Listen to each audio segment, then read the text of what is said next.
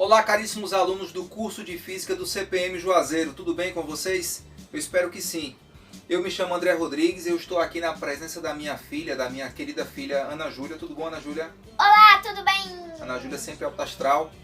Também na presença da minha amada esposa aqui. Tudo bem, Paloma? Tudo bem. Nós estamos reunidos aqui em família, tentando produzir esse material para enviar para que vocês fiquem estudando aí em casa aí durante esse período de afastamento social. Como foi prometido naquele vídeo lá de instruções, agora a gente vai começar a resolver os exercícios propostos no livro. O nosso primeiro exercício proposto está na página 20. O livro é o livro do ensino médio do segundo ano. Vamos lá para o primeiro exercício? Então vamos lá. Primeira questão. Diz o seguinte: em um noticiário estadunidense de TV a cabo, um jornalista disse que na cidade de Little Rock, durante uma nevasca, a temperatura chegou a 23 graus. Guarde essa informação, 23 graus. Um estudante brasileiro, ao ouvir isso e ver as imagens de pessoas com blusas grossas, gorros e cachecóis, ficou confuso, uma vez que aqui, quando faz 23 graus aqui no Brasil, a sensação térmica é bastante agradável. Qual o motivo desse estranhamento? Então vamos lá. Antes de você estudar esse assunto, esse conteúdo aqui, esse belíssimo conteúdo de escalas termométricas, você só estava habituado a lidar com a escala de graus Celsius. Porém, no mundo aí nós temos pelo menos 3 escalas, as 3 escalas mais utilizadas no mundo são essas. A escala de graus Celsius, né? A escala Fahrenheit e a escala absoluta em kelvins. Acontece que grande parte do planeta utiliza sim a nossa escala, a escala usada aqui no Brasil, que é a escala de graus Celsius. Mas, por exemplo, nos Estados Unidos não. Lá eles são diferentes em muitas coisas, entre elas na escala de medição de temperatura. Então observe, aqui a gente tem um quadro, esse quadro inclusive você pode encontrá-lo de maneira mais detalhada lá na página 19. Aqui ele está de uma maneira mais simples, mas as informações principais estão aqui. Quais são elas?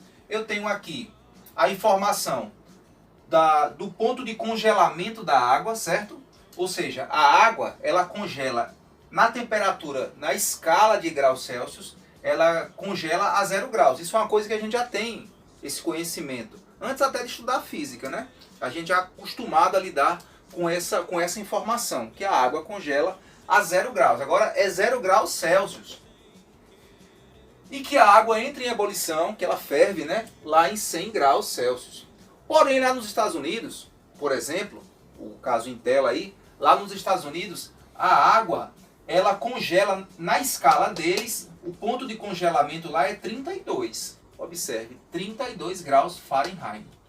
E ela só vai entrar em ebulição em 212 graus Fahrenheit.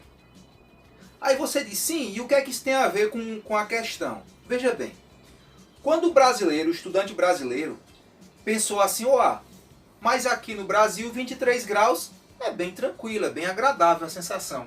É porque o estudante brasileiro estava pensando assim, cara, o 23 dele é aqui, ó.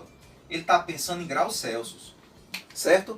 Porém, como o noticiário é de TV a cabo, está falando de outro país, o repórter, né, o apresentador desse noticiário, ele não está falando em graus Celsius, ele está falando aqui em graus Fahrenheit.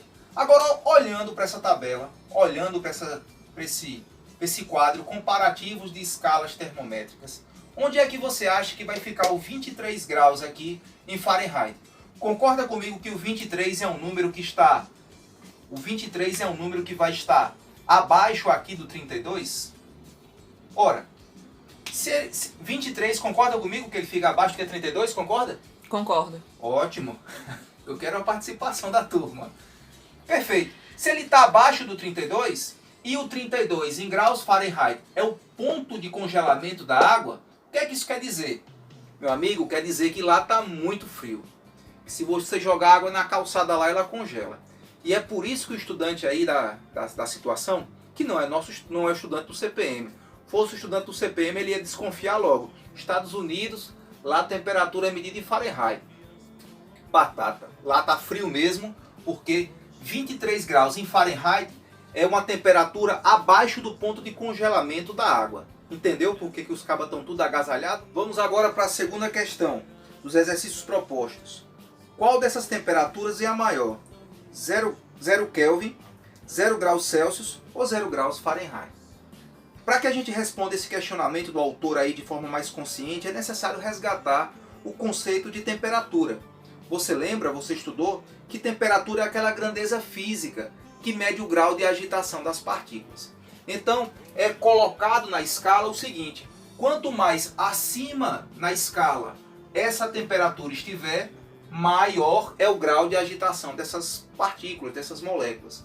Então, nesse caso, a gente observa visualmente que o zero que está mais acima nas escalas, aquele que se localiza mais acima aqui no quadro comparativo, é aquele que tem maior temperatura.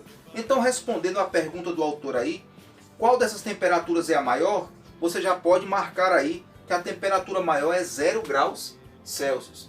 0 grau Fahrenheit é uma temperatura que já está abaixo do ponto de solidificação da água. E o 0 Kelvin é uma temperatura tão baixa, mas tão baixa, que inclusive os físicos dizem, né, a nossa ciência atual, ela nos informa que nesse ponto aqui não existe nenhuma movimentação das moléculas. Entendeu? É o chamado zero absoluto da física. A gente vai abordar esse zero absoluto um pouquinho mais à frente. Vamos para a terceira questão. Verifique se a frase a seguir é verdadeira ou falsa. Justifique. Eu já ia justificar do mesmo jeito. Mania de professor, né? Vamos lá. Vai a frase. Qualquer sistema cuja temperatura seja medida em uma escala absoluta terá temperatura positiva. Tá achando estranho esse nome absoluto ter aparecido agora? Eu falei desse nome lá na questão anterior. Eu te disse que aqui era o zero absoluto. Essa escala aqui, ela é chamada também de escala absoluta, certo? Qualquer temperatura medida aqui, ela é sempre positiva. Por quê?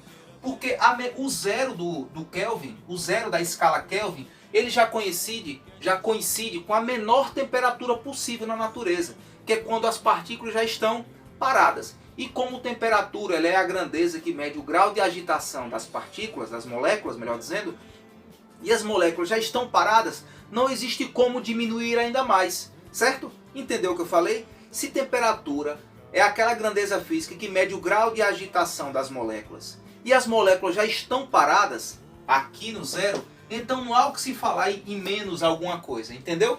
Qualquer temperatura medida em Kelvin, ou seja, medida em escala absoluta, ela é sempre positiva. Então é isso. Vamos para a próxima questão.